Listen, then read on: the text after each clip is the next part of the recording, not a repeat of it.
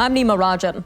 Federal Public Safety Minister Bill Blair says the federal government is sending Canadian Forces personnel to help with evacuation efforts in BC.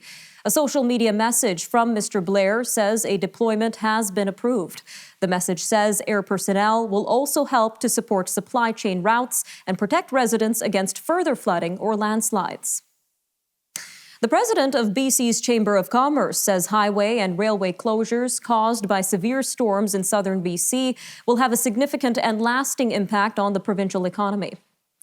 Fiona Famulak says industries across the supply chain will be affected, and she is calling on all levels of government to act with urgency to allocate the resources needed to replace the lost infrastructure.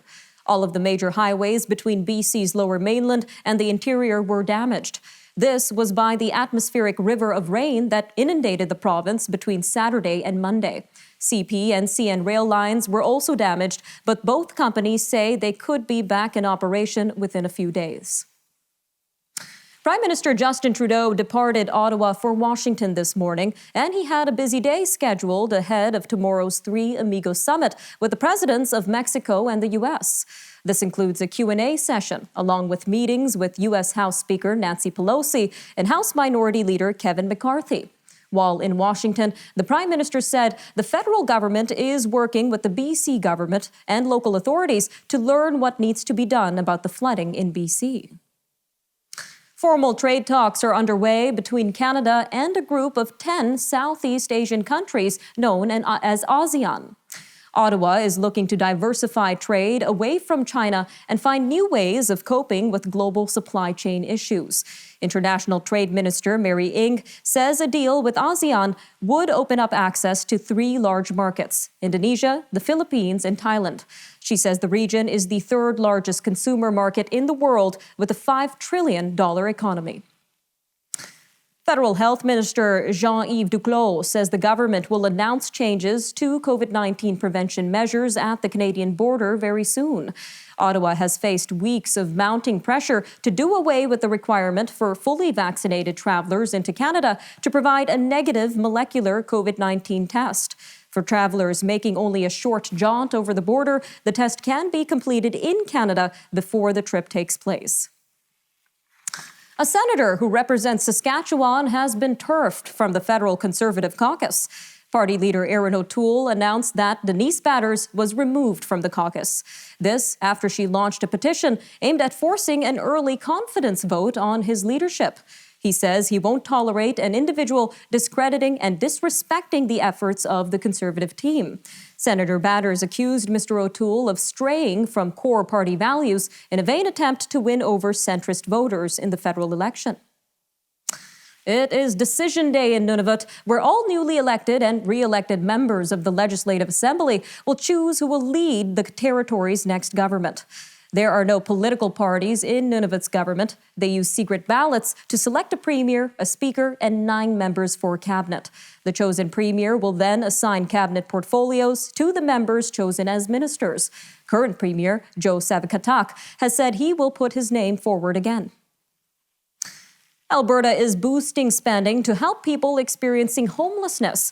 Premier Jason Kenney says $21.5 million will be used to address shelter space, COVID-19 isolation spaces, and emergency women's shelters. The funding will be in place until March. Mr. Kenney says long-term solutions need to be explored to aid the unhoused population. Ontario is reporting 12 new COVID-19 deaths, including a person under the age of 20. The province has recorded 512 new infections with 274 COVID-19 patients in hospital. Only 19 of the 133 patients in intensive care units are fully vaccinated. Quebec's highest court is upholding the province's right to treat vaping products like tobacco. In a unanimous decision, the panel of appeal judges reversed parts of a 2019 lower court decision that struck down some provisions of the Tobacco Control Act pertaining to vaping products. The Quebec Superior Court had previously ruled that some of the province's restrictions on vaping products went too far, but the appeal court judges disagreed. Experts say the cyber attack on Newfoundland and Labrador's healthcare system is an urgent signal that Canada needs to overhaul legislation aimed at protecting health information from hackers. Paul-Émile Coutier says lives are at stake as attacks are increasing on healthcare infrastructure. The CEO of Healthcare Can says it's time for stringent national legislation and perhaps independent oversight of those rules. We'll be right back.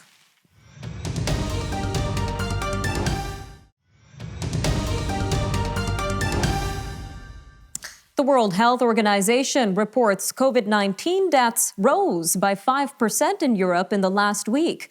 It is the only region in the world where mortality increased. The WHO says 2.1 of the 3.3 million new infections reported globally came from Europe. Consumer prices in the United Kingdom surged at the fastest rate in nearly a decade in October amid soaring energy costs. The Office for National Statistics says inflation accelerated to 4.2% in the 12 months through October. This from 3.1% the previous month. The bigger-than-expected increase pushed inflation to its highest level since November 2011. And it means most people will be enduring a drop in living standards in the lead-up to Christmas as household incomes are stretched. Authorities in New Delhi have indefinitely closed down schools and shut down some coal-based power plants. This in order to combat air pollution that is 7 times the safe level. The measures come as India's top court is deliberating whether New Delhi should go into a lockdown as a blanket of toxic smog continues to envelop the city. A government panel issued the guidelines on Tuesday night. The United Nations Atomic Watchdog says it believes Iran has further increased its stockpile of highly enriched uranium, which would be a breach of a 2015 accord with world powers. The International Atomic Energy Agency spoke to member nations in a confidential quarterly report on Wednesday. It said that Iran has an estimated stock of 39 pounds of uranium enriched to up to 60% fissile purity. That is an increase of nearly 8 kilograms since August. The agency says it can't verify Iran's exact stockpile of enriched uranium due to limitations imposed by Tehran. The operator of the tsunami-wrecked Fukushima nuclear power plant spoke on a data simulation of its planned release of treated radioactive water into the sea. He said the data suggests it would have an extremely small impact on the environment, marine life, and humans. The Japanese government and the plant's operator, Tokyo Electric Power Company Holdings, say they will start gradually releasing the water in the spring of 2023. This so hundreds of storage tanks at the plant can be removed to make room for facilities needed for its decommissioning. The plan has been fiercely opposed by fishermen, residents, and Japan's neighbors, including China and South Korea. Australian Prime Minister Scott Morrison has announced a plan to protect and promote technologies critical to the country's national interest. This was in a challenge to China's emerging dominance in key strategic fields.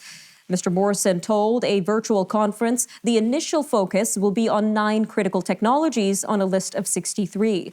The top 9 include quantum technologies that apply quantum physics to access, transmit, and process vast quantities of information. Mr. Morrison said these technologies have major defense applications. Violence linked to al-Qaeda and the Islamic State group is ravaging Burkina Faso, with thousands being killed, more than 1 million people displaced, and hundreds missing. The International Committee of the Red Cross says that reports of missing relatives quadrupled from just over 100 to just over 400 between 2019 and 2020. The ICRC says that people have previously gone missing. This is due to migration, floods, or climate change. But the magnitude has increased because of the extremist violence. While some families blame the extremists, others blame security forces. Armenia and Azerbaijan have had what may be the worst outbreak of hostilities since last year's war. Armenian officials reported 1 casualty and said 13 of their troops were captured during Tuesday's fighting, while 24 more have gone missing. Azerbaijan's defense ministry said 7 Azerbaijani service members were killed and 10 more were wounded. A 6-week war last year over the separatist region of Nagorno-Karabakh killed some 6,600 people. Republican Congressman Paul Gosar of Arizona has been censured by the House for a violent video that he posted online. The punishment was for tweeting a manipulated animated video depicting him striking Democratic Congresswoman Alexandria Ocasio-Cortez of New York with a sword. Mr. Gosar says the video was a symbolic portrayal of a fight over immigration policy. Canada has lost to Mexico for 10 games since 2000, but it pulled out a 2-1 win in a World Cup qualifying match in Edmonton. Kyle Larin scored late in the first half and early in the second. He then celebrated in front of a snowbank in what was dubbed Azteca Stadium. Canada is seeking its first World Cup appearance since 1986, and it is now in first place in North and Central America and the Caribbean, the top 3 nations qualifying for next year's World Cup. All right, we'll be back after a short break on the Forum Daily News. Stay tuned.